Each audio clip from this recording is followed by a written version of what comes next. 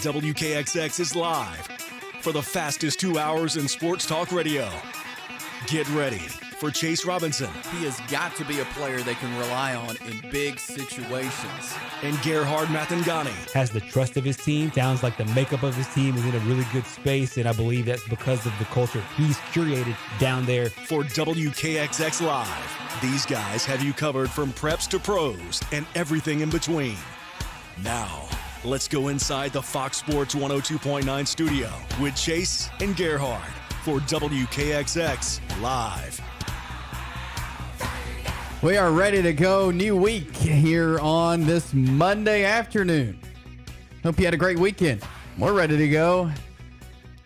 Till 4 o'clock, Chase Robinson, Gerhard Mathangani, along with you as we have got a lot to get to today as we get a new week going. Week 2 of the show together, and last week flew by, and Gerhard, we start off with a lot to start off, a lot to get to on this Monday. Yeah, this is a situation where going into last week, we knew this week would be really big, and obviously we got a chance to kick off this experiment, and that was really fun. And then we got a lot of talking points between football, basketball with the Auburn Tigers going overseas, and then of course with baseball. This being the home of the Atlanta Braves, and Atlanta going probably the most pivotal part of their schedule here in these next few weeks, and got off to a shaky start. We'll get into more of the details of that, but we knew it was going to be big, and that's the way it played out. Yeah, absolutely. And we invite you to join in on the conversation today. 256-413-1029. That is 256-413-1029. 1029 will get you in to be a part of the show today. We will talk with Corey McCartney starting off hour number 2 at 3 o'clock. He is from batterypower.com covering the Atlanta Braves, also with 92.9 The Game there in Atlanta. So Corey McCartney, as always, will give us some great Braves information. Tough weekend for the Braves in New York.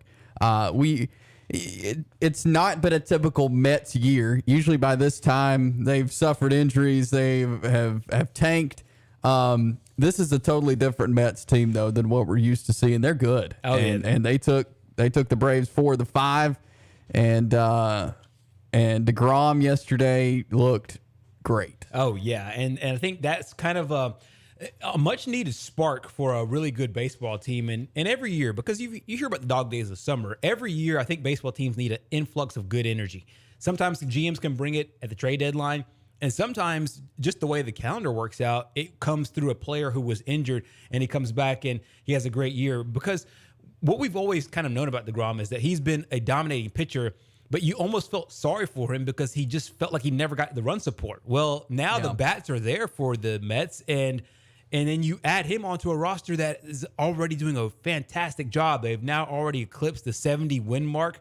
There's only 4 teams in baseball that have done that. The Dodgers at 75 and 3 teams at 70. The Yankees, the Mets, and the Astros. And so you have a really good team influx with some great energy, and it came at the best time of the season, taking on the defending World Series champion Atlanta Braves, and a team that's trying to looking up at them in the standings and trying to get their trying to have their number. But the first 4 went to the teams in Queens. Yep. This is the first time the Braves have had a 3-game losing streak this season. That's what they will have going into tomorrow night's series with Boston for a couple of games. The Braves now 6.5 behind the Mets there in the NL East. But I think these two, they've got, 4 or 5 games left to play in the regular season.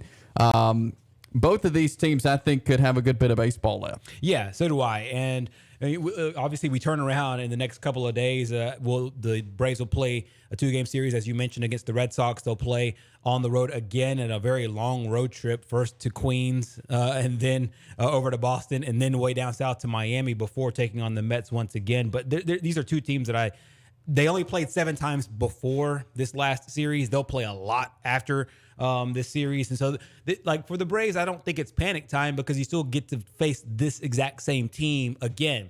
And keep in mind, we're not that far removed from the Braves' crazy month of June and July. And so this time last year, they were 55-55 after 110 games. They're now 64-46. Can the Braves get another run coming? I think so. Coach or head coach or manager, I should say, Brian Snicker talked about it yesterday. He said that we have a chance to get back on a run. You could tell there is no sense of panic there with the Braves, and I think that's a good mindset to be in as they take on the Marlins and the Red Sox here over the next few days. Looking at the box score from yesterday, Spencer Strider, who's been pretty solid this year for the Braves, only able to go 2 and a couple of batters. Gave up 6 hits, 4 runs, couple of walks, 5 strikeouts.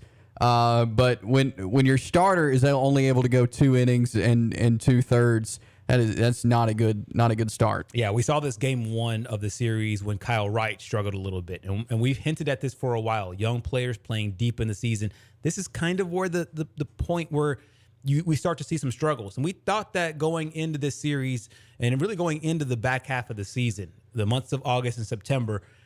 How long can the young guys hold up? How long can these guys who are doing all of this for the first time, the dog days of summer for the first time as a big leaguer, how long can they hold up? And we saw Kyle Wright struggle a little bit. Then we saw Spencer Strider struggle a little bit. I think this is to be expected, but both guys, I think, are talented enough to be able to regroup, refocus, and get themselves back into a position where they're playing some of their best baseball that we saw in the months of May and June.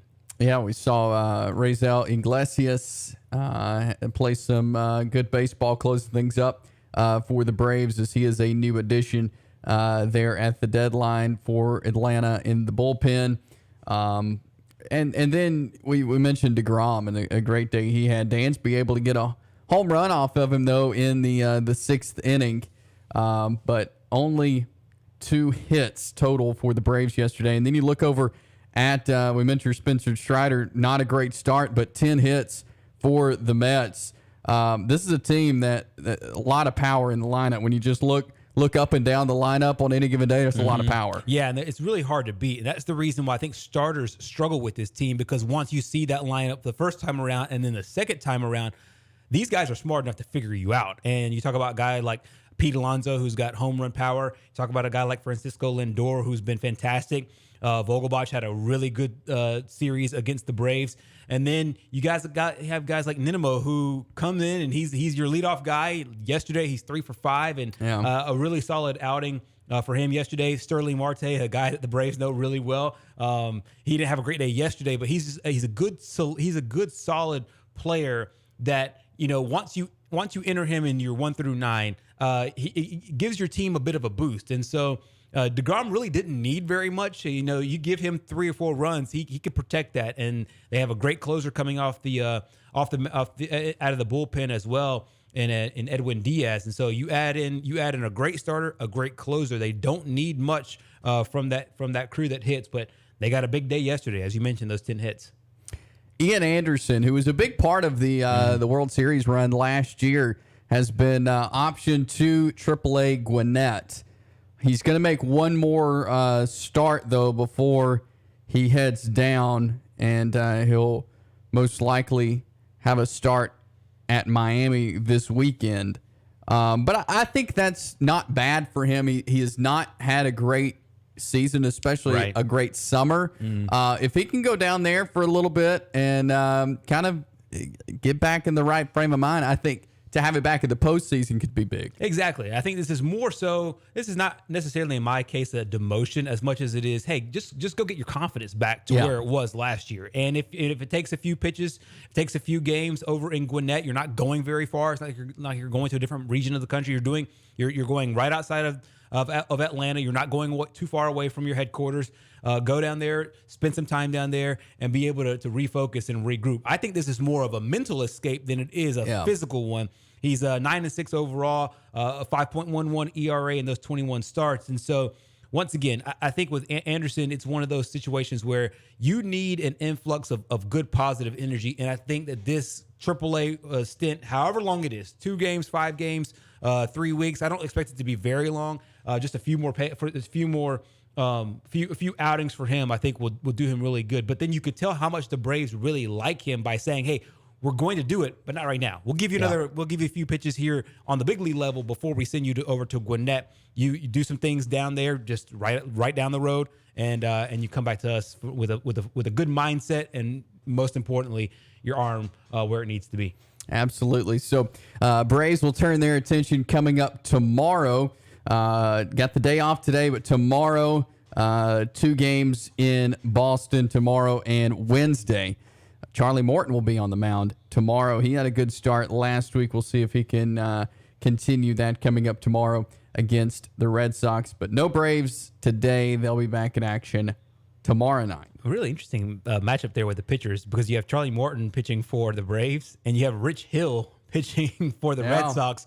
38-year-old Charlie Morton, 42-year-old Rich Hill, combined age of 80. I heard that on the broadcast yesterday. Wow. I thought it was really interesting. Yeah. 2 guys that have done it for a really long time. However, another little note here: they're both really good against the other team. Morton 7-1 against the Red Sox, and Rich Hill 5-0 against the Braves. So despite their age difference, despite their age together.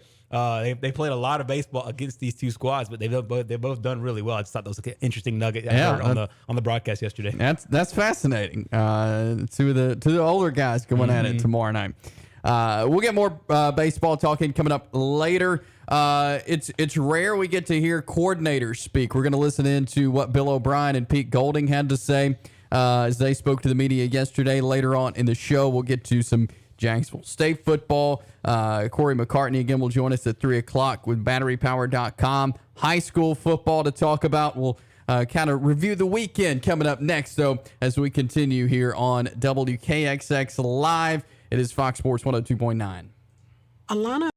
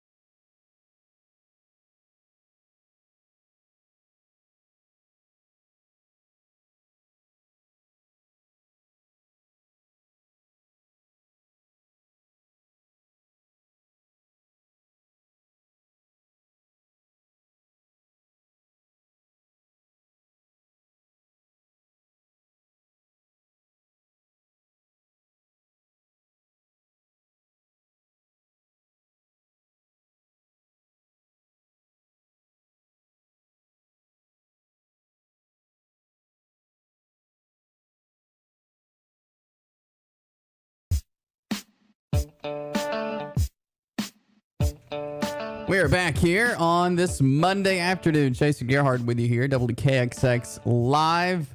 256-413-1029 is our number. That is 256-413-1029 if you'd like to call in and be a part of the show today. We've got a lot to get to, but hey, we start a new week, and so let's look back at kind of a weekend review. We're going to do this every Monday. Friday, we kind of gave you what to look forward to in the weekend, but we're going to kind of review the weekend on Mondays this time every week.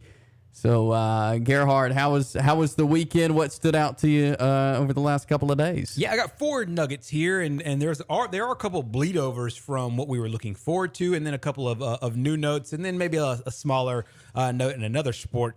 We'll start with baseball. How about the St. Louis Cardinals sweeping the New York Yankees? That's now a 5-game losing streak for the Yankees, and they can afford to lose games. I mean, they're squarely right now in first place in not just the American League or in the American League, one of the top teams in all of baseball. Mentioned earlier, they're one of the 4 teams that have eclipsed the 70-win margin.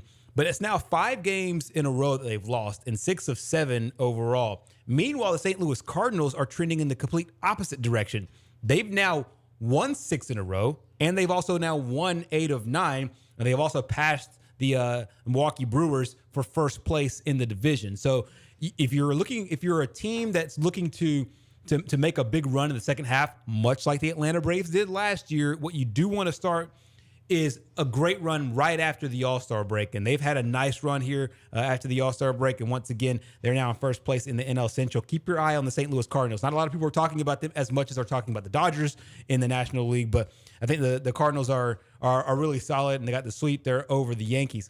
Another baseball note, how about the Dodgers sweeping the Padres? This is a crossover from what we were looking forward to last week. I was looking forward to this because first look at the new look Padres with Juan Soto, Josh Hader, Josh Bell going against the Dodgers, the team that they're chasing, not only in their division, but also in the National League. And Dodgers dismantled them. 8-1, 8-3, 4-0. Not just a sweep, but they really put their foot on them. And I think that there was a statement series for the Dodgers. I think they know, hey, the Padres are coming. Let's make sure that we, kind of put our foot on their neck and make sure that they understand that, we're still a team to beat, not only in our division, but the entire National League.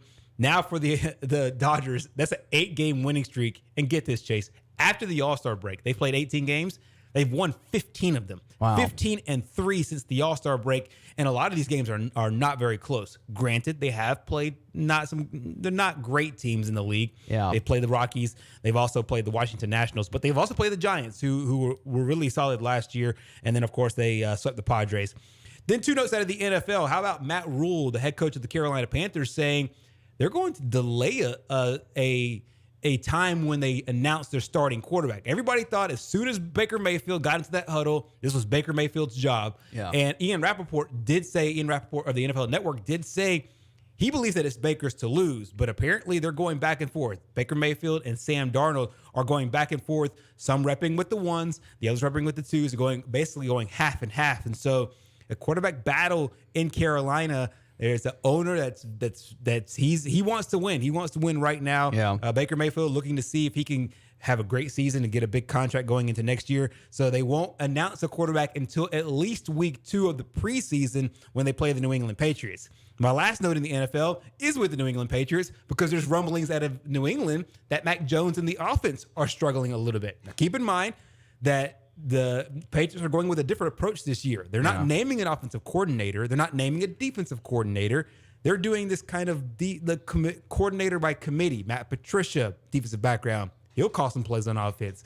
There's maybe some rumblings about Joe Judge, the former Giants coach. He might have some input in the offense as well. Bill Belichick, he's always kind of mercurial, but this is a really interesting dynamic because the reports out of New England are that Mac Jones is struggling a bit. And people are going to directly tie this to he doesn't have Josh McDaniels. He doesn't have an official head coach on the offense, quote unquote, so to speak, to guide him in this second year. So we'll see how they're the things go on in New England there. So 2 NFL notes, 2 Major League Baseball notes, and one last note in NASCAR. How about Kevin Harvick? Broke a 65 race drought in order to win last week or on Sunday against the field at the Michigan International Speedway. The next gen car was out for the first time at that track. He broke a long streak there. I don't know if he's secured his spot in the playoffs, but I'm sure he's really, really close. A win right now just doesn't get you automatically in like it used to. But Kevin Harvick got a note from the Panthers, the Patriots, and then 2 baseball notes as well, and a really interesting weekend. Yeah, very good weekend in review there. I want to go back to the Patriots for just a second. Because when I saw that, I guess it was a couple of weeks ago now that came out, and I was reading about that. And yeah, Bill Belichick likes to be, on the forefront of things. Right. But it doesn't really surprise me that the offense is having issues. You've got to have some continuity, I think. Right. And that comes with having someone who is the leader of the offense. Exactly. And I just see this being somewhat of a disaster. Yeah, I do too. And as much as I really sometimes don't want to question Bill Belichick to me is he's put himself in there in the conversations with Nick Saban where I just don't question it at the beginning. Yeah. But after what happened last year and the fact that J.C. Jackson, their best corner, is gone, their offensive coordinator is now gone. They don't have as many playmakers. They have an expensive wide receiver room, but they don't have as many playmakers as they used to have. So where does Mac Jones go for help offensively? You go to Matt Patricia. Now there's some people who think, well, a good defensive coordinator, he knows defensive weaknesses, so then he would be good to call plays. However, he doesn't have that background. And yes, obviously with Belichick, I questioned him last. But from the outside looking in, it really doesn't seem that strong of a platform for Mac Jones to take that leap there in year 2. You look at down south at Jacksonville. One of the things a lot of people are really excited about with Jacksonville is because Trevor Lawrence he's got his guy. He's got Doug Peterson to be that guy to help him get better and better as the year goes along. Mac Jones really doesn't have that, and the Patriots have always had that year to year. They had that with Charlie Weiss, then they had that with Bill O'Brien, then they had that with Josh McDaniels. They've had it over time, and they don't have it right now, it seems like. But we'll see in the preseason. Still a lot of football to be played. Absolutely. Let's go to the phone lines. We got Van on with us. How are you today, Van? Hey, guys. I just wanted to comment something I had heard relating to the coordinator positions in New England. Mm-hmm. Uh-huh.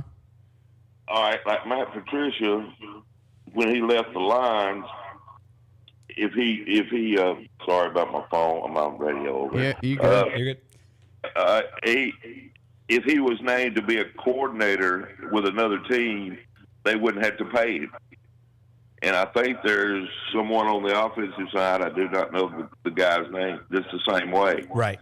So he's really being the defensive coordinator. The other guy's being the offensive coordinator, but they're just not being named that so they can collect their check this year from the teams they left. Right. A lot like those the analysts in the college area. Right. That is that's one way around it, though. If you're so a lot of people are saying, well, they don't have one. I think they really got coordinators. They're just not named coordinators, so they can draw that extra paycheck. Right, which that would make some sense too. I mean, if you look at the Patriots, their own website. Yeah. Okay. Thank you, guys. Yeah, absolutely. Yeah, thank you. Thank you for the call. But to further Van's point there, if you look at the Patriots website, I pulled it up on their coaching staff. Matt Patricia is listed as a senior football advisor / offensive line. Joe Judge is listed as offensive assistant / quarterbacks. People might remember Vinny Sunseri, played football at Alabama. His dad, Sal Sunseri, was a linebackers coach and one of the greatest assistant coaches in all of college football. He's listed as the running backs coach. So there is no quote unquote O coordinator and D coordinator. But to Van's point, it might be a situation to where, hey, he can still draw his Lions paycheck and still maybe get a little paycheck, a supplemental paycheck from the Patriots if he's not named OC officially. Yeah. Or DC. Double dipping. That's pretty nice.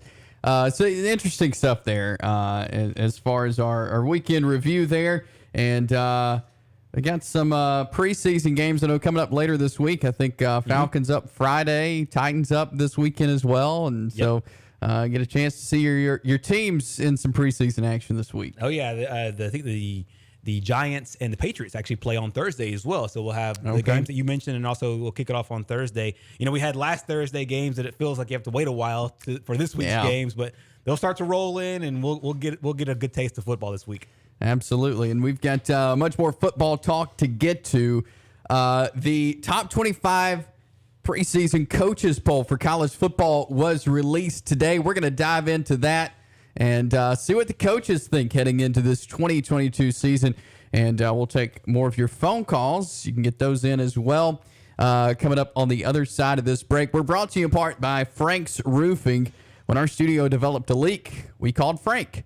The estimate was free. The price was fair. His crew was on it, and they got it done. They were professional. They fixed the problem in one visit. They did not leave a mess. So do what we did. Trust Frank's Roofing for your shingle, metal, or flat roof repair or replacement. Call 256-458-8531 for a free estimate. That is Frank's Roofing.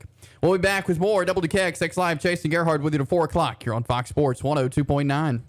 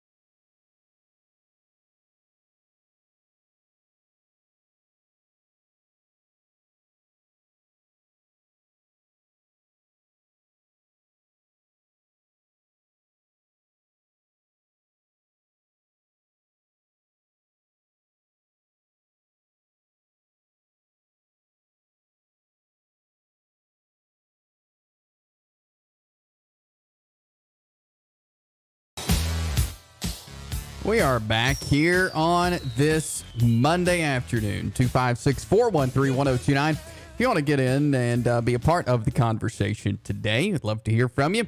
Jason Gerhard with you as at this time of the year we get a lot of preseason polls. Today, the coaches' preseason top 25 has been released. So we'll get a chance to see what the coaches think.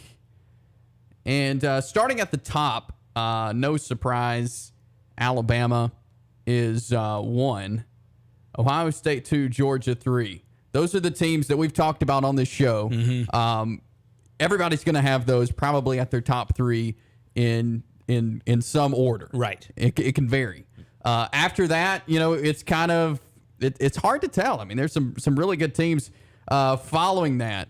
But as we move down the list, they got Clemson 4, the coaches. You like that? Yeah, I think there's a lot of teams I think that can be thrown right in there. As you mentioned, there's the class of college football with the top 3 and then a wide range of other teams in there. I do think Clemson is set to make a bounce back this year. However, it is kind of hard to predict, mainly because their defensive coordinator for a very long time, Brent Venables, is now gone. They've lost a lot of that, lost a lot of that coaching staff. But I do trust Dabo in this one sense to be able to get Clemson back on track.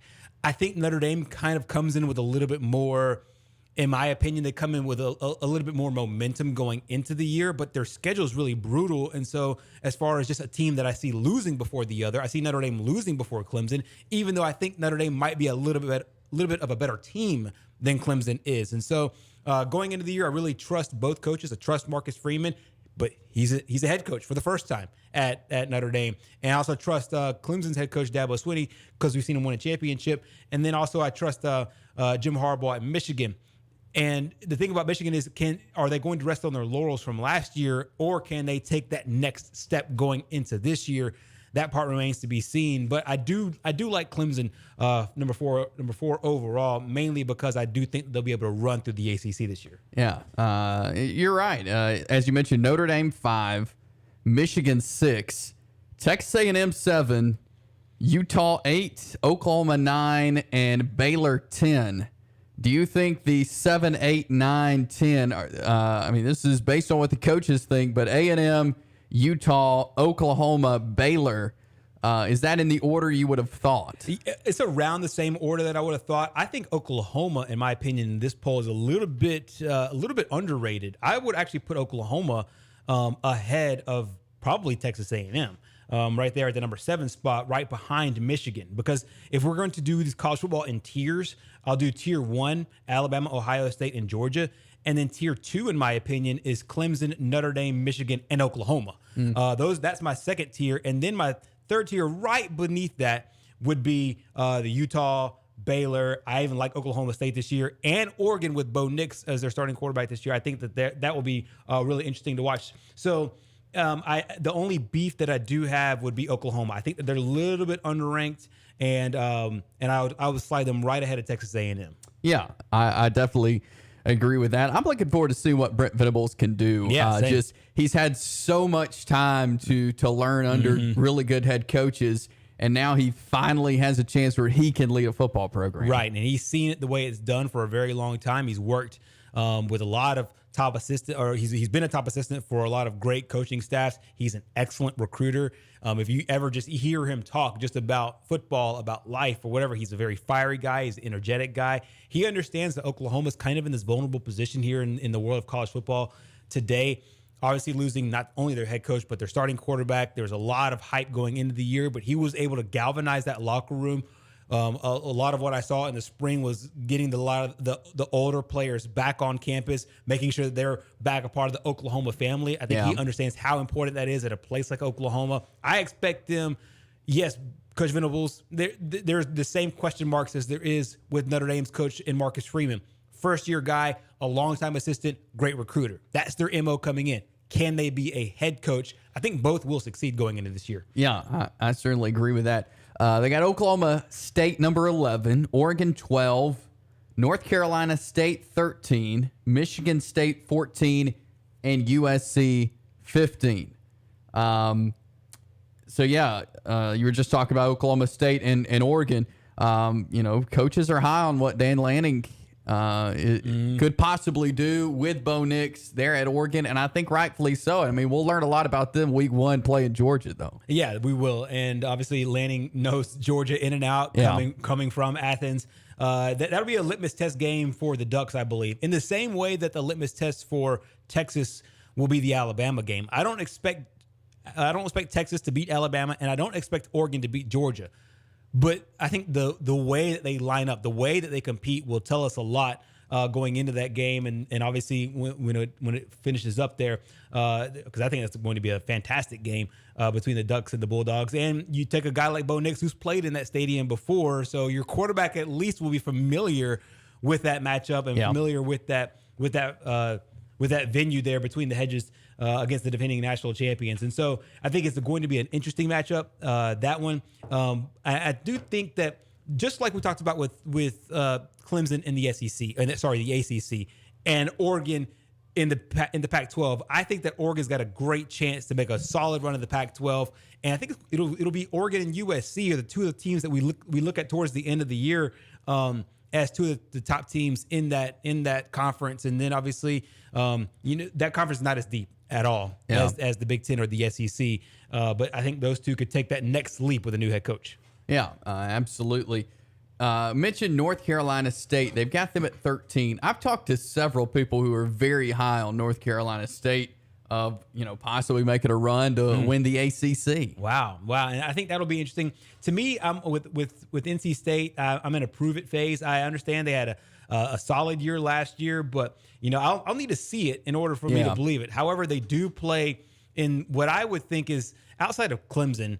In my opinion, I think that the Atlantic part of the ACC is a very, very winnable one. It's one that you can get a lot of wins in. I'll put it to you that way. I think the NC State Louisville game or NC State Clemson game will be a really fun one to watch. The other side of that, the other side of the division, they'll play a division, one more year before they go to division less. But I think if NC State was in the opposite division, in the Coastal Division, they'd be in my opinion in a much better situation to win it with Duke, Georgia Tech, Miami, North Carolina, Pittsburgh, Virginia, and Virginia Tech. However, they're in there with Boston College, Clemson, Florida State, and Louisville. I do think that they're better than all of those outside of Clemson. So we'll see on the Wolfpack, but top 15, there's a lot of, as you said, you've talked to some people that are really high on the Wolfpack this year, and that's a lot of high praise from the coaches in their poll. Absolutely. We're taking a look at the preseason coaches poll for college football. Number 16, the Pittsburgh Panthers.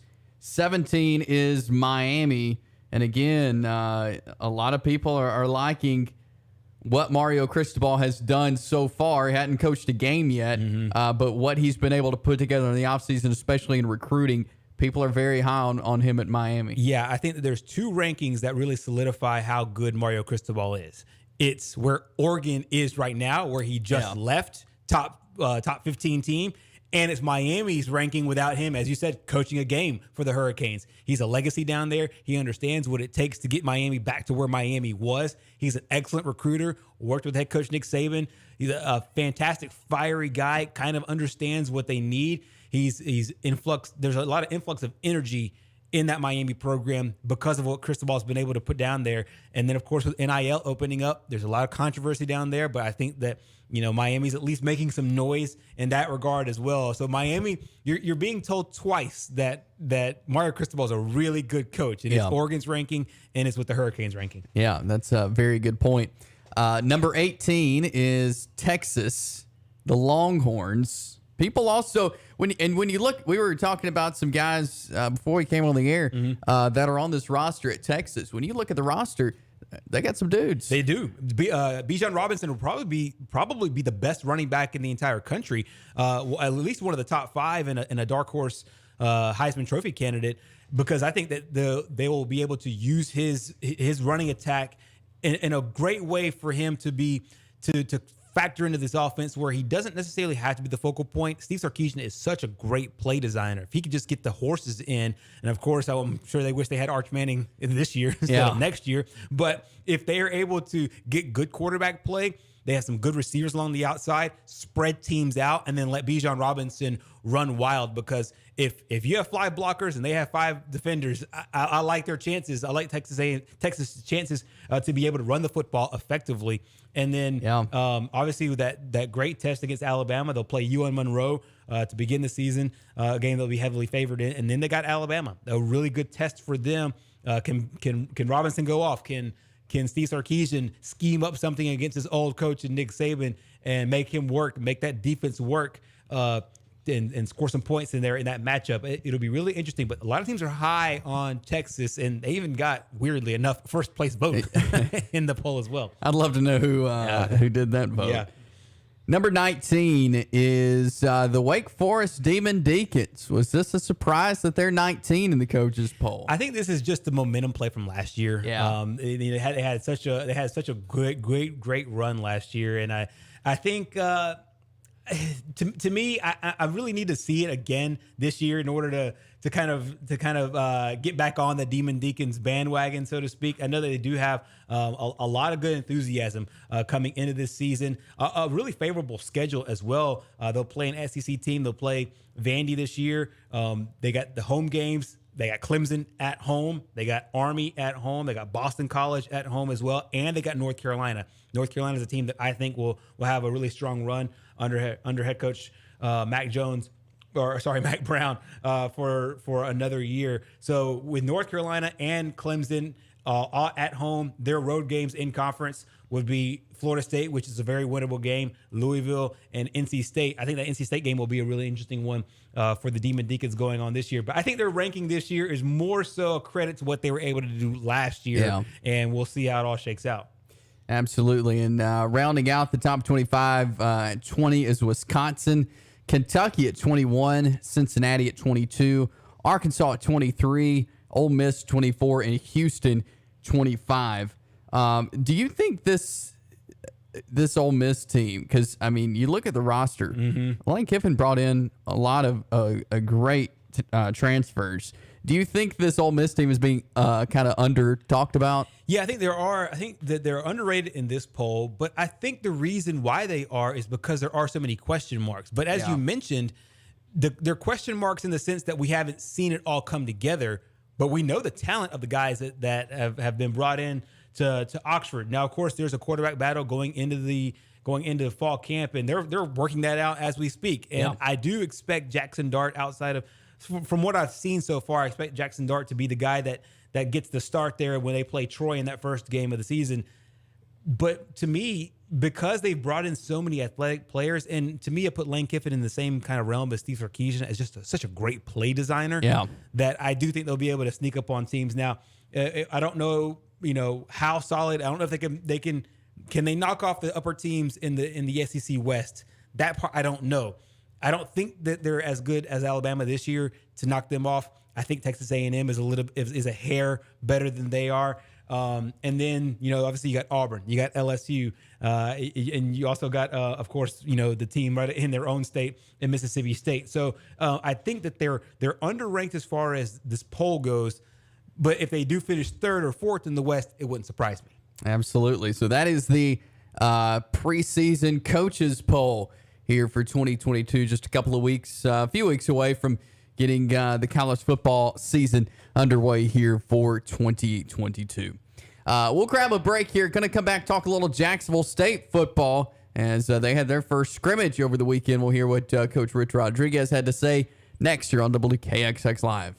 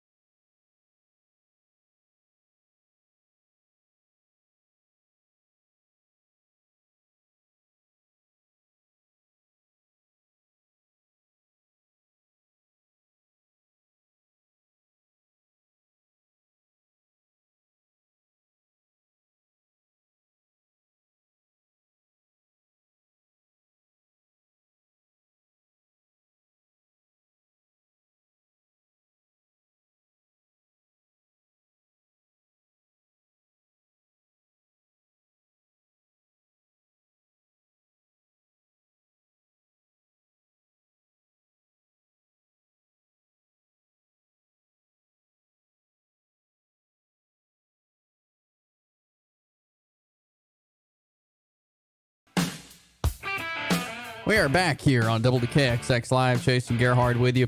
Fox Sports 102.9. We are your home for Jacksonville State football. August 27th is game one for Jacksonville State against Stephen F. Austin. Their week 0 in Montgomery. The Gamecocks had their first scrimmage, though, Gerhard, over the weekend on Saturday. And we'll listen to what Coach Rich Rodriguez had to say in just a second. But sounds as if still trying to figure out some of these guys' placement, where you see them on the field. Yeah, he made mention of it, and you'll be able to hear it in his post scrimmage press conference. But he's been very candid about this team since the day he walked onto campus, and he did it all through spring practice as well. He doesn't really sugarcoat things. He understands. He obviously coached at Michigan, coached at West Virginia. He understands what big time football is. And then his last stop was UL Monroe. So he understands the levels of football. He understands where Jacksonville State needs to be in order to make that push up. He doesn't feel as of right now they're there right now. But nobody wants to peak in August anyway. So it's actually not that bad of a thing that you're not there now. You still want to develop, but you still want to be able to have a certain number of guys. Every coach has a different number of guys that you want to be able to rely on, whether it's your 2 deep or 3 deep or whatever, on each side of the ball in order to put together a good product on the field. But time is ticking away very quickly, and they play football a little bit later this month. Yes, yes, they sure do. Shorter time than a lot of the teams get ready to play. Let's listen in to Coach Rich Rodriguez following the scrimmage on Saturday. I thought there was some good and bad.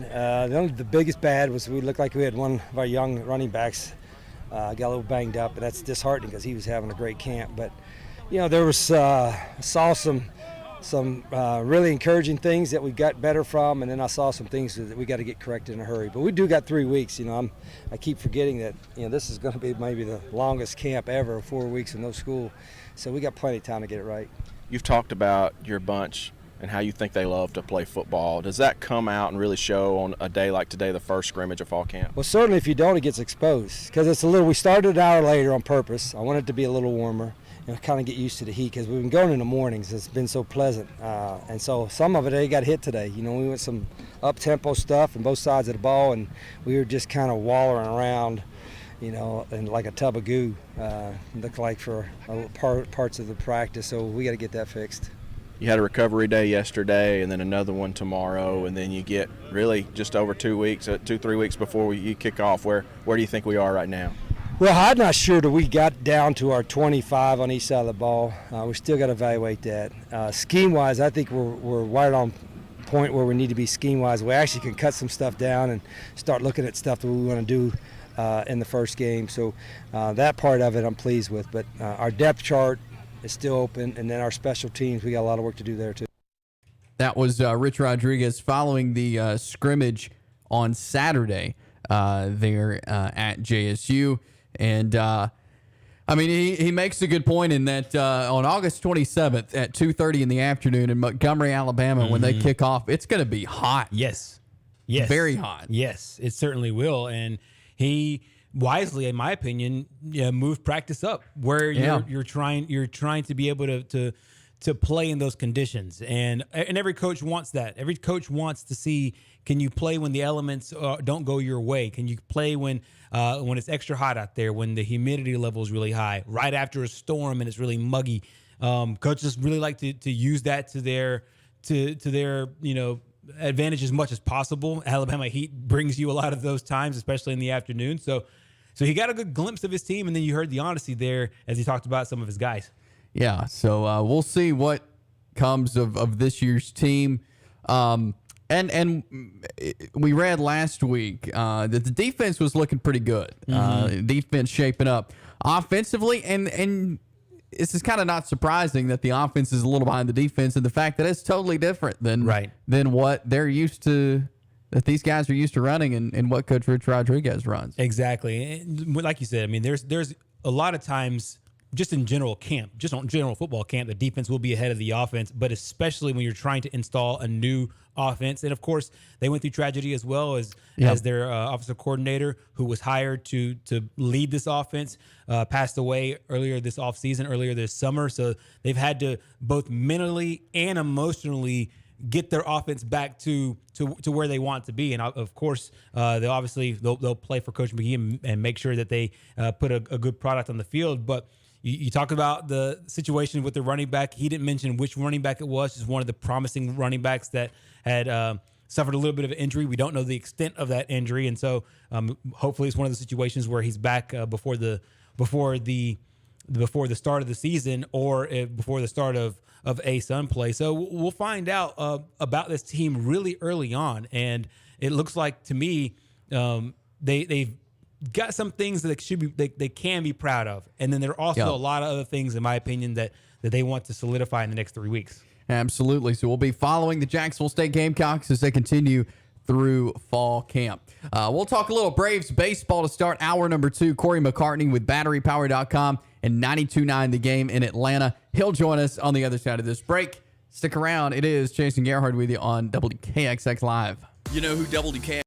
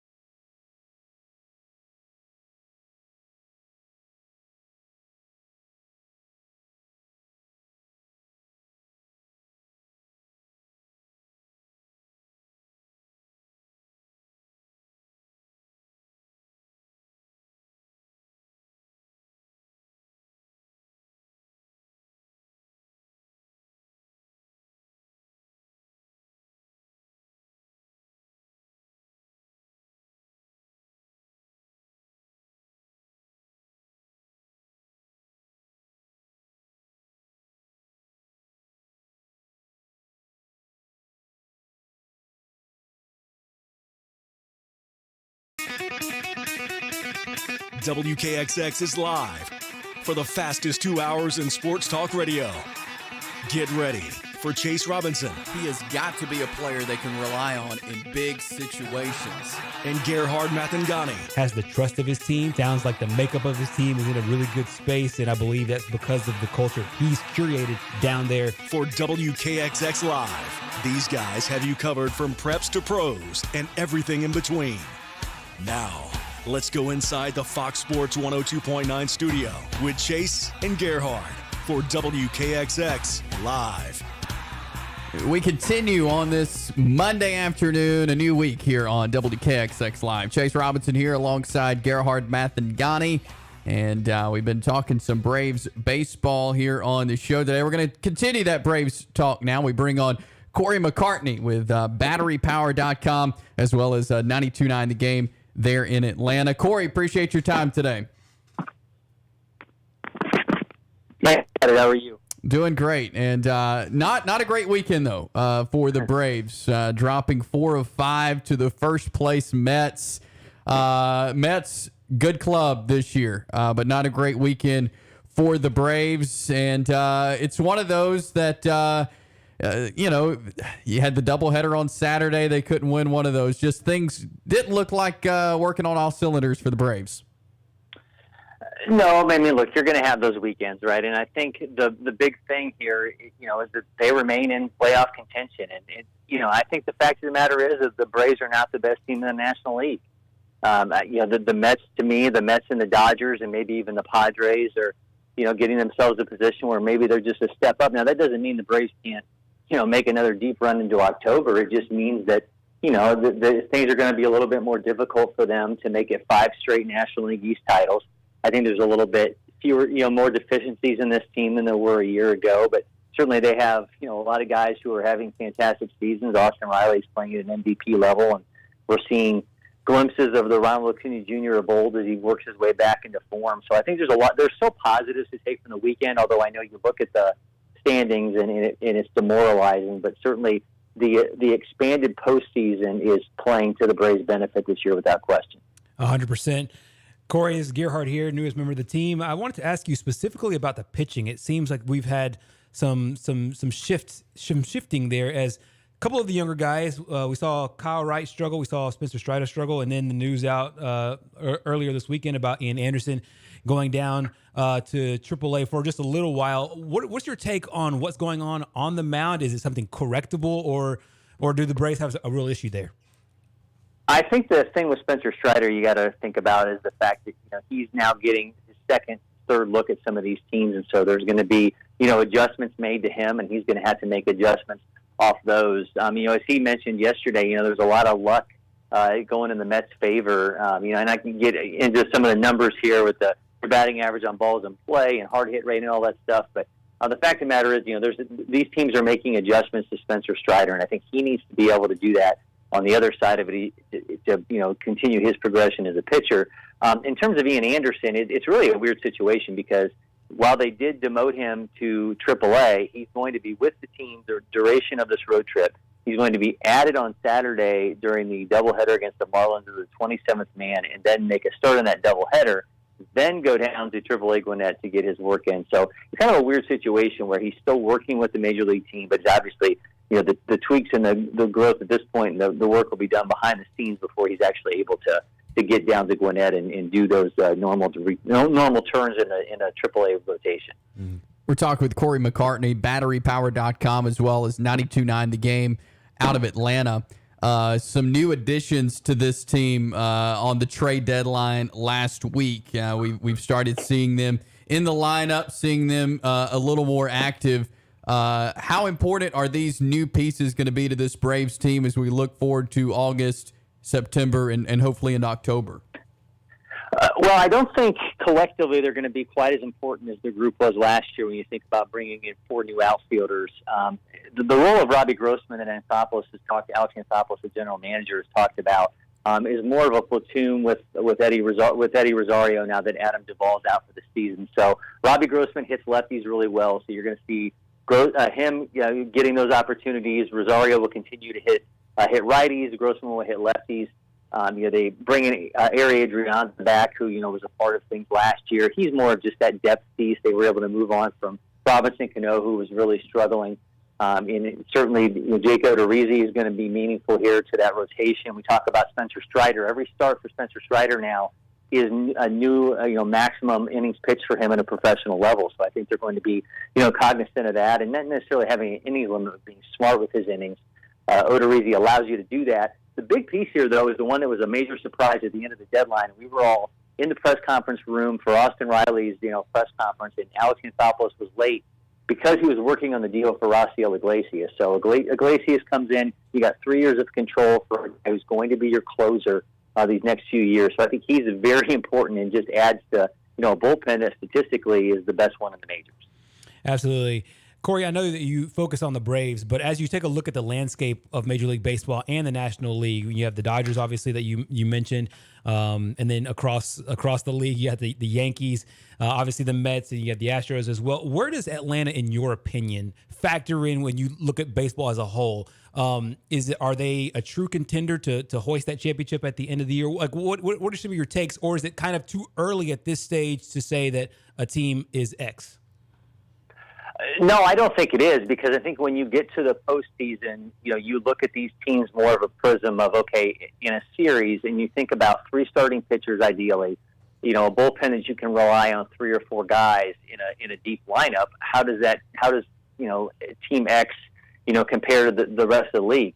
You get into this postseason and you're the Braves, and you can roll out, Max Fried and Charlie Morton, and if Ian Anderson's back to his former self, or Kyle Wright, or whoever is that third one that you want to put into that mix, Spencer Strider, I think you got to be really happy with that, plus that bullpen and that really deep lineup. So, I think the addition of Juan Soto and Josh Bell to the Padres with a healthy Fernando Tatis Jr., and certainly they meet all those criteria as well. Yu Darvish and Blake Snell, and they just have ridiculous, Joe Musgrove. They go on, and the Dodgers as well.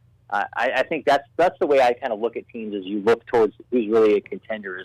You're getting through this real gauntlet and this marathon of the season, but once you get to those series, how can you roll in with your top pieces and be a competitive group? And I think the Braves do match up pretty well in terms of that. Even if the starting pitching is at times outside of Fried and Kyle Wright, had some shaky moments. Corey McCartney, BatteryPower.com, 92.9 The Game in Atlanta, joining us talking Braves baseball. A couple of games with the Red Sox here in midweek action, a day off Thursday, and then 4 games with the Marlins. But looking at the schedule here, Friday starts the series at the Marlins. Then the Braves on 13 straight days of baseball, including 4 days with the Mets. Very, very tough part of the schedule coming up, but it looks like a lot of winnable games in there as well. And they need to win them, because the way the schedule sorts out is not going to be to the Braves' favor in terms of tracking down the Mets. And I know they have 7 games remaining against them, all of which are in Atlanta at Truist Park. But over the last 36 games of the season, the Mets are going to play 28 of them against teams who have losing records. The Braves have 8 fewer of those games. So even if they win all 7 of these games remaining, if they beat the teams they're supposed to beat, it's not going to matter. So they're really going to have to, to win these series that are the winnable ones, and hope that they can get some work done and some help from these teams playing the Mets, because it's going to be difficult to take down this team. If you can't beat them head to head, and 2, if you can't beat the teams you're supposed to beat on paper. Absolutely. I wanted to ask you one question away from the Braves, but a chance to see him against the Bravos this past weekend. Your assessment of Jacob deGrom and some of the things that you've seen from him, as you've obviously, as in Braves country, we've seen him for a long time, but from what we saw specifically yesterday, what was your take on deGrom as he made his home return back in Queens? Yesterday was going to let him go, and 5 2/3 of a no hitter before he gives up the walk to Adrianza, and then a 2-run home run to Dansby Swanson. I thought the slider was insane. The guys were just swinging through it like nothing, and he was just mowing guys down. This was I think, if you're a Mets fan, a baseball fan, just what you wanted to see, what was the Mets going to look like when they were able to trot out DeGrom and Scherzer back to back in starts like this, and we saw, I mean, how demoralizing it's going to be a lot of the times for the opponents. And this team has a chance to be really, really good with those two at the top. And I think the thing with Scherzer too, talking about him, I mean, remember the last time the Braves saw him, before this year, was him leaving a start as a Dodger with a dead arm and saying, "I can't go any further." Mm-hmm. He's now allowed 2 runs in his 2 starts against the Braves. So you take a healthy DeGrom and put him with that amped up version of Scherzer, and this is going to be a tough out for anybody. Yeah, you are right about that. Corey McCartney joining us, talking some Braves baseball. You can see his work on batterypower.com as well as 92.9 The Game in Atlanta. Corey, as always, really appreciate you taking a few minutes with us, talking some Braves baseball. We will do it again very soon. All right, guys. Thanks. Thank you. Thank you. Interesting stuff there from Corey McCartney, batterypower.com. And he is the Braves reporter on 92.9 The Game there in Atlanta. But he brought out a good point about the Mets. 28 games versus losing teams with losing records. Mm-hmm. That's going to be tough for the Braves. Yeah, it certainly will. And another good point that he brought up is that they have 7 more games against this club, all at home. You could tell that it's not finger on the panic button. I mean, let's take a look at this big picture. I mean, they still have 64 wins, the 3rd best record in the National League. It just seems like you don't want that gap to get too wide between where the Dodgers and the Mets are, and then where the Braves, the Cardinals, and everybody else fall. Yeah. You could tell it's not panic button yet, but there are some things that internally they need to take care of, both on defense and at the plate. Absolutely. And the Braves will be back in action tomorrow night, and we'll have that for you here on WKXX Northeast, Alabama's home for the Atlanta Braves. Let's jump to a break here. We'll get back and talk some college football as we continue on this Monday. WKXX Live continues in a moment. Coach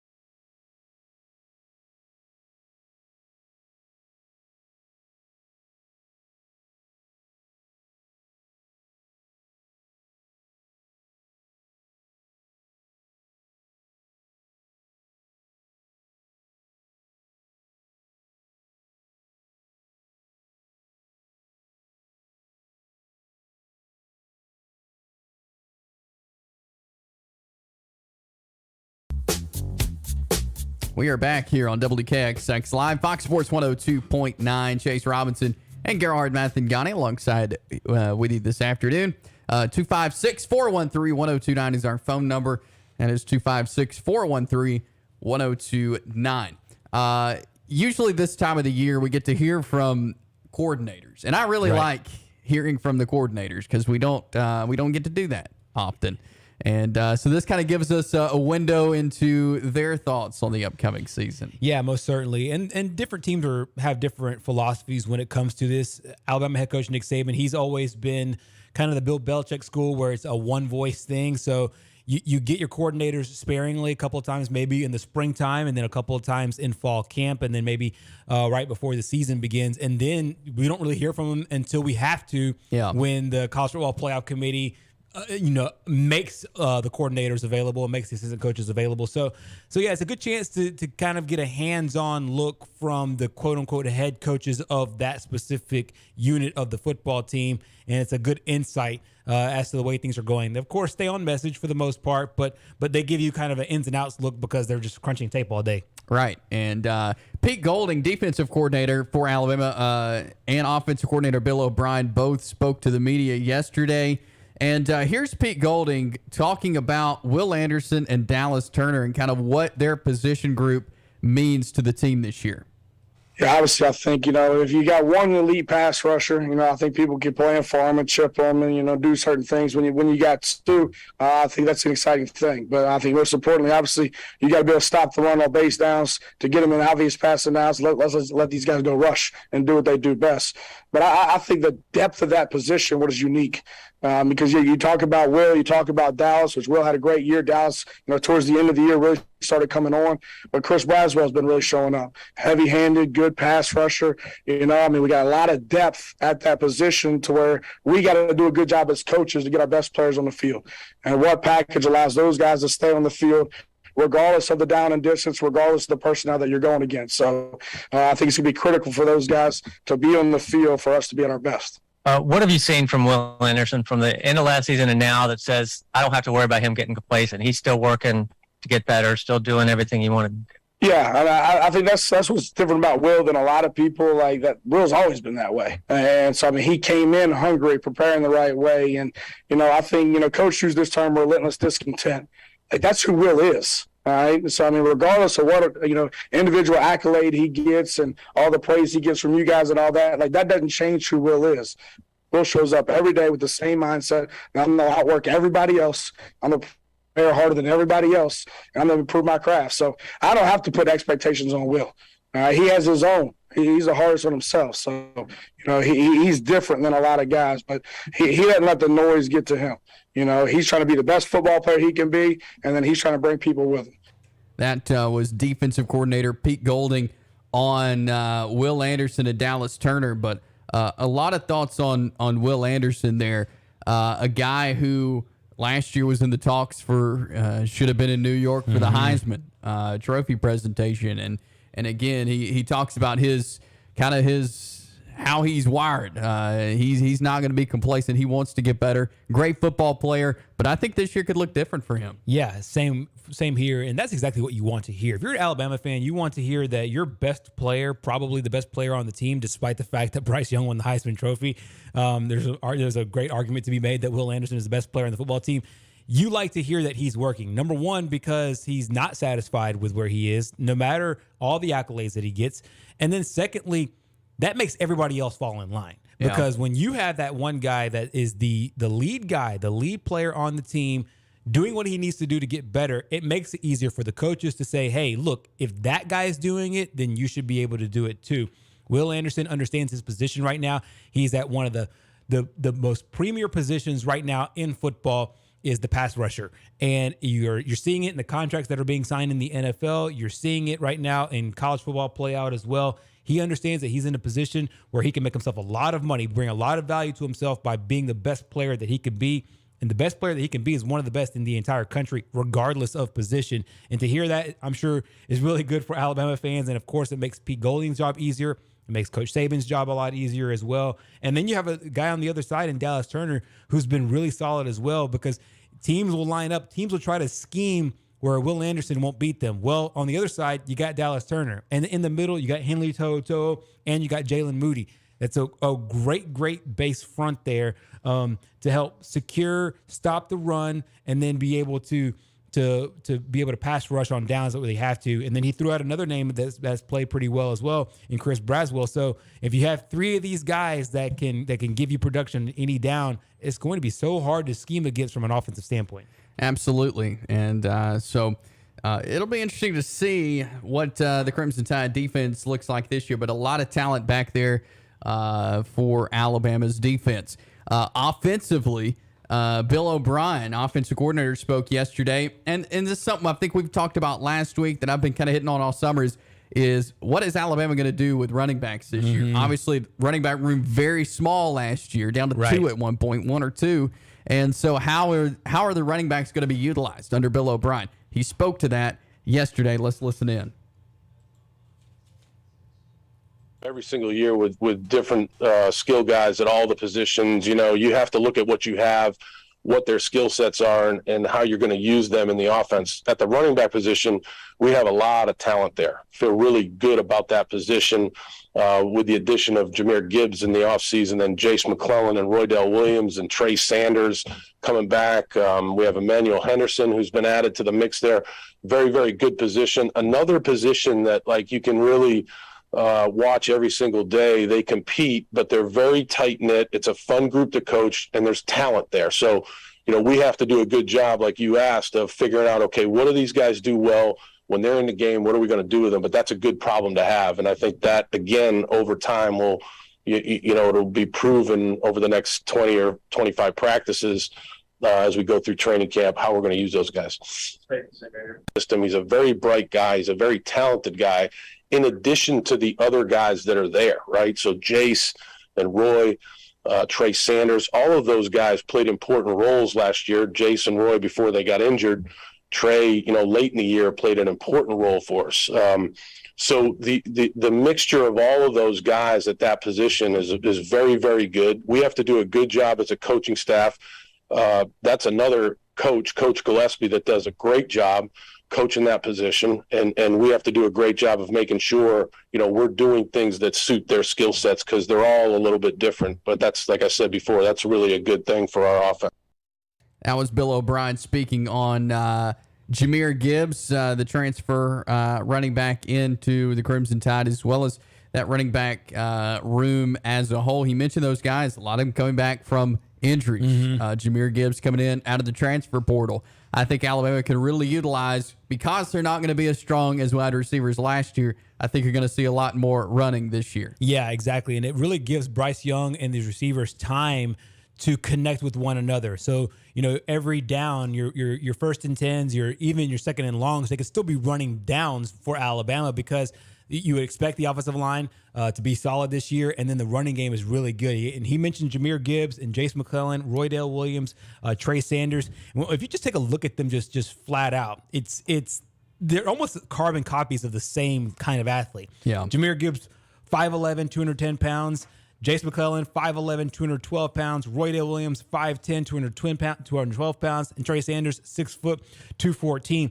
There are carbon copies of the same kind of player, but all guys can catch the ball out of the backfield. All guys can run between the tackles as well. Gibbs coming off a fantastic year at Georgia Tech, where he had 143 carries, a little over 700 yards, and he also had 36 catches for over 400 yards in the passing game as well. So 1,200 yards total. A bunch of touchdowns on the year for Georgia Tech. And so they're going to look for that experience to really help them out as well.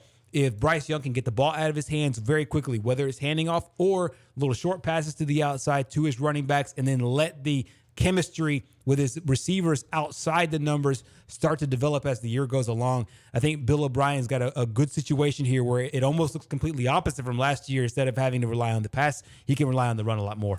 Absolutely. And, Bill O'Brien, I think, coming from the NFL, totally different game from the NFL to college. He has plenty of college experience. Right. But his time in the NFL, then coming back, I think last year was one of those years that, he was trying to get back used to the college game as well. Right. And so, and a lot of people were down on him. A lot of Alabama fans did not like And you think of the previous coordinator, Steve Right. Sarkisian, very creative in offense. Exactly. Lane Kiffin. Right. But Bill O'Brien coming in, I think this year will be much better for him, leading the offense, drawing things up, being a little more creative. He's got a fantastic quarterback in Bryce Young who can get things done. So I think from an offensive standpoint, at the coordinator position specifically, I think Alabama fans will think much more highly of him at the end of this season. Yeah, I think so. And I understood some of the groaning from Alabama fans about Bill O'Brien early on. Now, of course, he had a great track record as a college head coach over at Penn State, kind of put them back on the map after the rough years after Joe Pa passed. And then, he goes to the NFL for a little while, and that, obviously goes sideways. But then he comes to Alabama, and yeah, when you're measuring him up against Steve Sarkisian and Lane Kiffin, really any guy's going to look, I use this term lightly, a Neanderthal-like. And it just seemed that way. But of course, Alabama made the march, won the SEC, had a great offensive game in the SEC championship. I think that's where a lot of people kind of their eyebrows raised about what this offense looked like. But yes, those guys, Sarkisian and Kiffin, great creative play callers. And you didn't see the same thing last year, but I do expect a little bit of a course correction, so to speak, with the offense this year, mainly because of the personnel, especially in that running back room. Yeah, absolutely. And so I had a chance to listen to both of those coordinators yesterday as getting ready for the 2022 season, as Alabama now in full swing there in fall camp, getting ready for Utah State September the 3rd. We'll grab a break here and going to get to some high school football on the other side. The preseason poll season continues. The Alabama Sports Writers Association released their top 10s for all 7 classifications. We'll look at those next. You know who doubled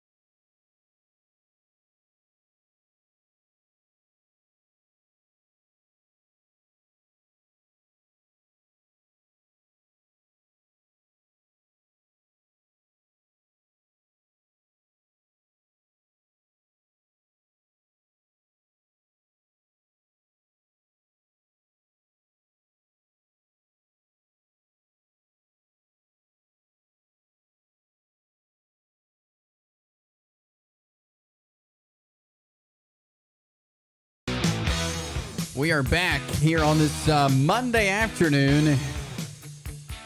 WKXX Live, Fox Sports 102.9. Chase Robinson, Gerhard, Mathangani.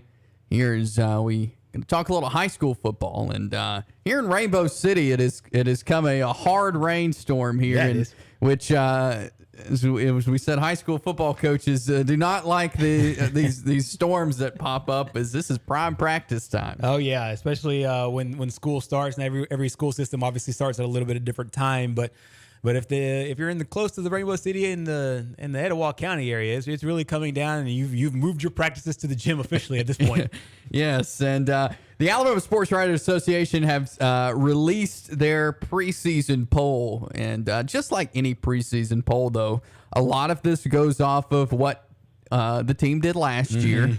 So you may hear some of these team names and you may have a kid on the team and think, well, they should be better, ranked higher, ranked lower than that. Well, this is a lot of this is based off of what the writers know about these teams, but a lot on what happened last year. So we're going to walk through this because there's a lot of Northeast Alabama teams that have rankings here in the preseason Alabama Sports Writers Association rankings.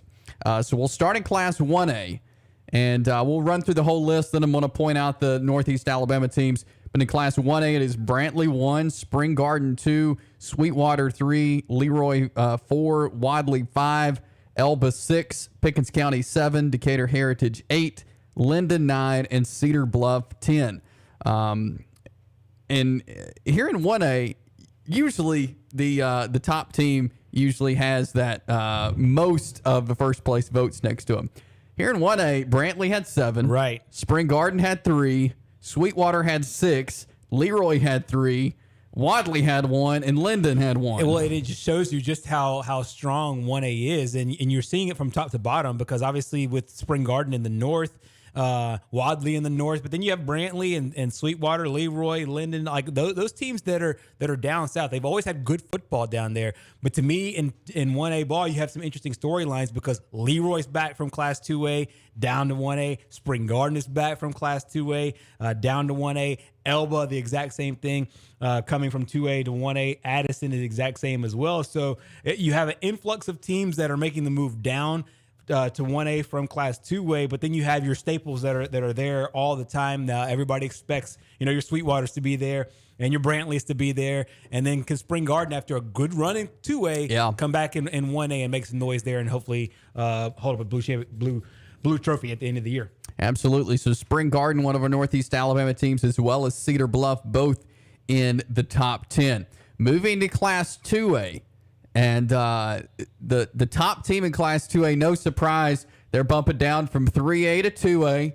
That's the Fife Red Devils. Right. And they are number 1 in 2A. Yeah, there's not much surprise there because this is a team that dominated Class 2A when they were there. They spent 2 years in Class 3A, and everybody just naturally thinks, oh, you move up in classification, that means you're going to struggle a little bit. We see that in the higher classifications when schools go from the 5A to 6A maybe, or 6A to 7A, or even 4A to 5A.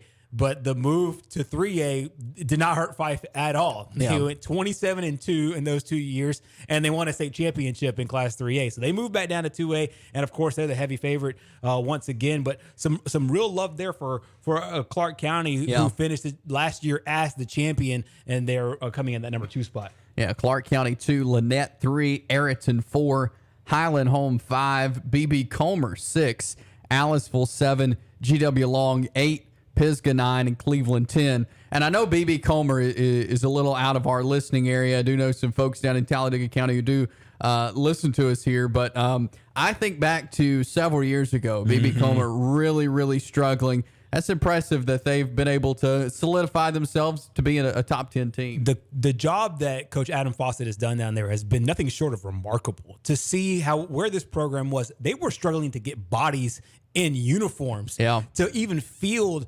a 17, 18, 19, 20 players to get even some guys to go both ways. And in a very, very short amount of time, not only have they built themselves up from a reputation standpoint to get to where they're respectable, but now they find themselves in the conversation for playoff spots, winning region championships, a great year last year. And Coach Fawcett has just done done a fantastic job over there, and a hat tip to him. In a very, very short amount of time, they go from the bottom of the barrel in that class over to one of the top 10 teams in it. Absolutely. So that is Class 2A of the preseason poll from the Alabama Sports Writers Association. Class 3A, no surprise, with all 21 votes in the ASWA. Piedmont, number one in Class 3A, and should be another fantastic year for the Bulldogs. Oh yeah, I think this one was relatively easy. I mean, if you're voting there in Class 3A, you just got to say this: Coach Steve Smith is back, and Jack Hayes, who won the championship last year, he's back as well with a really talented senior class. They did graduate some players, and scheme wise, just listening to Coach Steve Smith at SEC Media or SEC at High School Football Calhoun County Media Days, presented by the quarterback who lived there in Calhoun County. They did a great job with their media day, and one of the things that Coach Smith said is that they probably have to scheme a little bit differently. They lost some playmakers along the outside, solidifying that offensive line. But once again, we expect this team to be really creative offensively.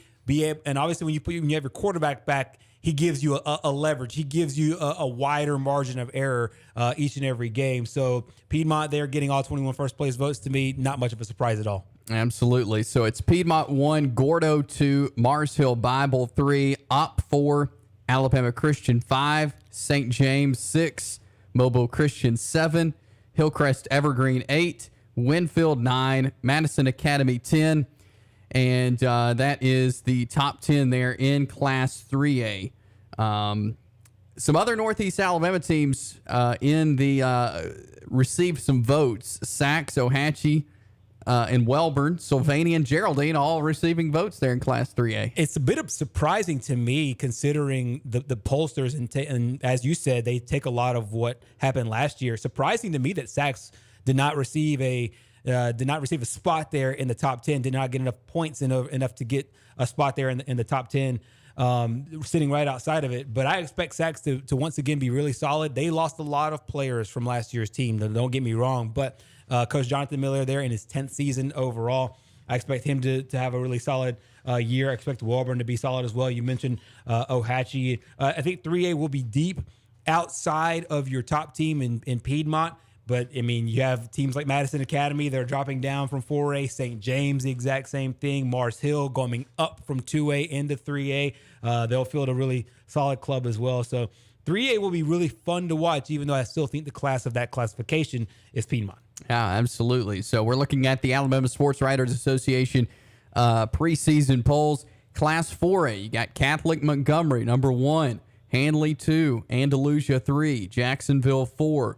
Northside 5, Montgomery Academy 6, Jackson 7, Aniana 8, Etowah 9, and the Anderson Bulldogs 10. And again, here in Class 4A, 8 votes to Catholic Montgomery, 4 to Handley, 2 to Andalusia, 1 to Jacksonville, 3 to Northside, 1 to Montgomery Academy, 2 to Aniana. So it's pretty spread out there too. Yeah, and this is a classification that is very, very different as opposed to from last year. How much of a great team do you have to be to move up from 3A to 4A and get the most amount of first place votes? Yeah. Catholic Montgomery has a very talented running back coming back this year, guy that committed to Auburn. But I mean, you don't see that very often, a team moving up. Now, you see it a lot when teams move down in classification, but you don't see it when teams move up in classification. But Catholic Montgomery moving up from 3A into 4A, they're the number 1 team by the number of votes, first place votes. But then also Montgomery Academy as well, moving from 3A to 4A. They find themselves in the top 10. But then you have your staples there like Handley, Andalusia, and Jacksonville, who are all having, who are expected to have once again really great seasons. And then some teams that are moving down from 5A. Andalusia being one of those teams that's moving down from Class 5A, as is Cordova and Corner and Satsuma. Not sure about the specific team that they'll put to the field this year, but over the course of the last 10 years, they've had really solid ball clubs. And, of course, Aniana, who had a great year as well. So a great year last year. So it'll be really interesting to find out how things shake out in 4A, but to see just how wide it is as far as teams that can win this championship this one is going to be a really interesting one to follow all year long. Absolutely. Moving to Class 5A, UMS Wright is number 1 with 12 first-place votes, followed by Viger, Ramsey, Pleasant Grove, Alexandria 5, Leeds 6, Guntersville 7, Gulf Shores 8, Russellville 9, Central Clay County 10. But got Alexandria and Guntersville, Northeast Alabama teams there in Class 5A. Yeah, and also another thing that we talked about in Class 4A with teams moving up and getting some respect. How about Viger, the number 2 team overall? They're moving from 4A, and they're doing so after winning the 4A championship, dominating in that game. In the 4A state title game, but they lost their head coach as well and lost a really talented senior class. So it'll be really interesting to see how how the Wolves play moving up in classification against the big dogs there in Class 5A. I do expect them to be really solid. I also expect that we have a really good run there from the Volunteers of Central Clay County High School. I wouldn't be a bit surprised to see them back in the mix. And then Pleasant Grove is seemingly always in the mix there in Class 5A. But you have UMS Wright, who's obviously really solid. Alexandria, who's made a few good runs here lately. And then the team's moving down from Class 6A. We heard last week from head coach Lee Osment of the Arab Knights. They're moving down from 6A into 5A. Gulf Shores is moving from 6A to 5A. Southside, right here in town, moving from 6A to 5A. Springville, Scottsboro, Valley. Lots of teams with good traditions moving from 6A to 5A. Yeah. Just like with 4A, I think 5A will be really interesting to watch all year long too. Yeah, certainly so.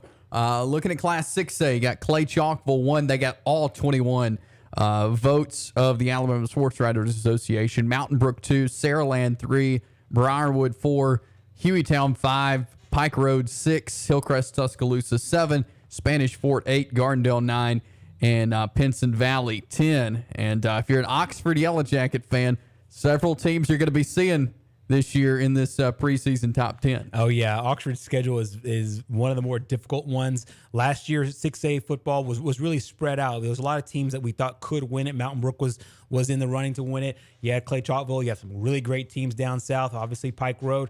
And then you have Hillcrest Tuscaloosa. Briarwood comes in this year with a lot of hype with their quarterback, the Clemson commit, Christian Vizina's there. Pinson Valley, who's always had a great run in Class 6A. To me, 6A is the most wide open. And then you take a look at the teams that drop down from Class 7A, one of those teams being Gadsden City. Can they make some noise, not only in their region, but also for that 6A North Championship? It will be really interesting to watch 6A, especially in the North this year. Yeah. It's usually good top to bottom, but especially in the North. And then if you're looking in the South, teams in the Mobile area. Absolutely. Looking at 7A now, Thompson, no surprise here. They're number 1, all 21 votes, followed by Central Phoenix City 2, Auburn 3, Hewitt Trustful 4, Hoover 5, James Clemens 6, Fairhope 7, Enterprise 8, Baker 9, and Opelika 10. Yeah, we're not used to seeing Hoover that far down in the rankings, number 5 overall, but a lot of love to Coach Nix.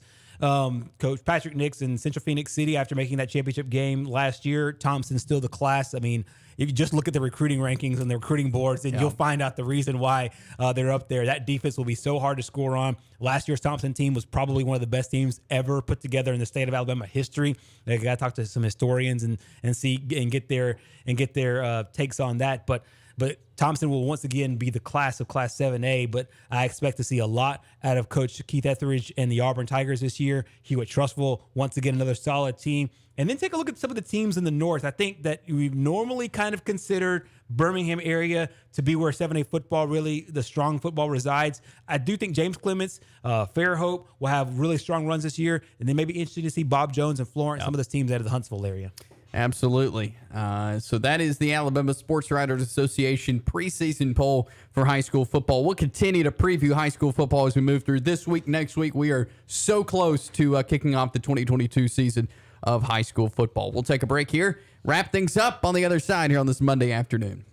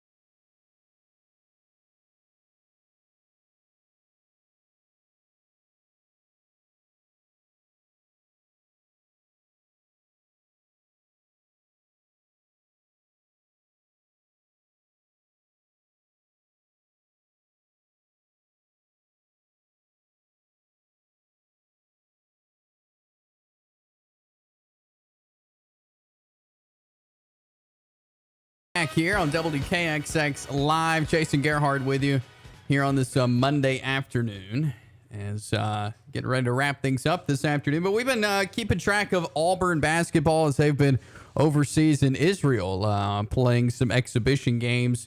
And today was the tough national team. A bunch of professionals out here on the Israel national team. Close at halftime. Israel National led 43-41. But in the end, Auburn falls in this one 95-86. A really, really good test, though, for Auburn against a bunch of professional guys. Yeah, definitely. And I think if you're Auburn, you come away with this experience over in Israel feeling really good. They knocked off the under 20 team, basically guys that are of their similar age, blew them out, and then against the select team, a really solid win there as well. And then in this game, obviously you're playing against older guys, older players, bigger players, NBA guys that are on the cusp of the NBA, making an NBA roster.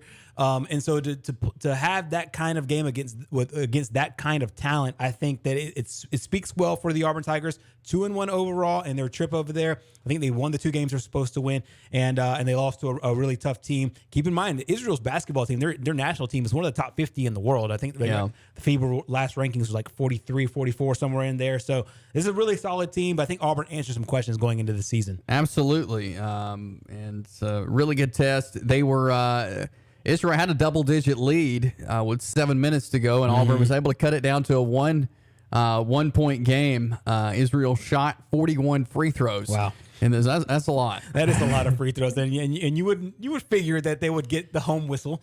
I haven't seen the way the game played out. I know it played on SEC Network. I'll probably try to catch some of the replay and just to find out just how physical Auburn was. And of course, I mean, when you play against the better team, a lot of times you'll have to foul just to stop a momentum or stop a shot from going up. And so we'll find out how it all played out. We'll get Bruce Pearl's thoughts on it. And I know for them it had to be a really good trip overall, and I think from a basketball standpoint they were able to get some questions answered as they come back home and try to win another SEC championship. Absolutely. So we'll try to get some more info on how things went there for Auburn. Alabama's playing in Spain, a few games overseas as well. Another good test for Nate Oates and the Crimson Tide over there. That's certainly right. Of course, they had some of the disappointment from last year, and then some new faces on the roster this year. Really a new blood, a new energy. Your true freshman left for the NBA draft, and J.D. Davison, and so I think Alabama wants to prove, hey, we're more like what we were a couple of years ago than we were last year, and this trip is obviously a great chance to do it. I love when teams are able to do this. Go overseas, go to Israel, go to Spain, go to Italy, some of these places that you read about in your history books and places that have really made a mark on the world, and be able to go there, get a taste of the experience, get a taste of the life, and go get some good basketball working as well. I saw on Twitter where some of the Auburn players got baptized there in Israel, right there in some of the most sacred waters where you open your Bible in almost any passage and you start to figure out how special those places are. So for those teams to get that experience and the stuff on the court, I think it works out really well. Absolutely. And so talking a little basketball as the college teams playing overseas, getting ready for the season. And the way football season moves so quickly, it'll be basketball time before we know it, coming up in November. That's all the time we have today. What a great show we had. Appreciate Corey McCartney, BatteryPower.com, and Braves reporter there for 92.9 The Game in Atlanta, for joining us earlier, talking a little Braves. We will continue talking Braves, college football, high school football, all that good stuff when we come back with you tomorrow from 2 to 4.